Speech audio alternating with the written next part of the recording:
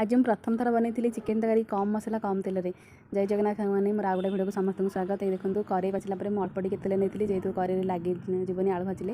ଆଳୁ ଏମିତି ବଡ଼ ବଡ଼ କରି କାଟି ଦେଇଥିଲି, କିନ୍ତୁ ଥାଳିରେ ଏମିତି ଆଳୁ ସବୁତକ ଏମିତି ଢାଳି ଦେବେନି, ଏମିତି ହାତରେ କାଢ଼ି ଢାଳିବେ, କାରଣ ଯେଉଁ ଆଳୁ ପାଣିଟା ଥାଳିରେ ଥିବ ନା, ସେ ପାଣିଟା ପଡ଼ିବ ଯଦି କରେଇରେ ଆଳୁ ଲାଗିଯିବ, ଆଉ ଅଧିକ ତେଲ ଦେଲେ ବି ସେ ପୋଡ଼ିଯିବ। ଲୁଣ ଅଳ୍ପ ପକେଇକି ଜାଳ ଲୋ ଦେଇକି ଘୋଳେଇଥିଲି। ତାପରେ ଗୋଟେ ଅଧ କିଲୋ ଚିକେନ୍କୁ 4-5ଟା ରସୁଣ ଆଉ ଅଦା, କଞ୍ଚା ଲଙ୍କା, ଗୋଟେ ପିଆଜ, ଗୋଟେ ଟମାଟୋ କାଟିଥିଲି, ଗୋଟେ ଚାମଚ ଜିରା ଆଉ ଡାଲଚିନି ସବୁ ଭଲସେ ବାଟି ସାରିଲା ପରେ ଚିକେନ୍ ଦେଇଥିଲି, ହଳଦୀ ଗୁଣ୍ଡ, କଟା ପିଆଜ, ଟମାଟୋ ଆଉ ବଟା ମସଲାକୁ ଦେଇକି ଭଲ ଭାବରେ ମିଶାଇ ଦେଇଥିଲି।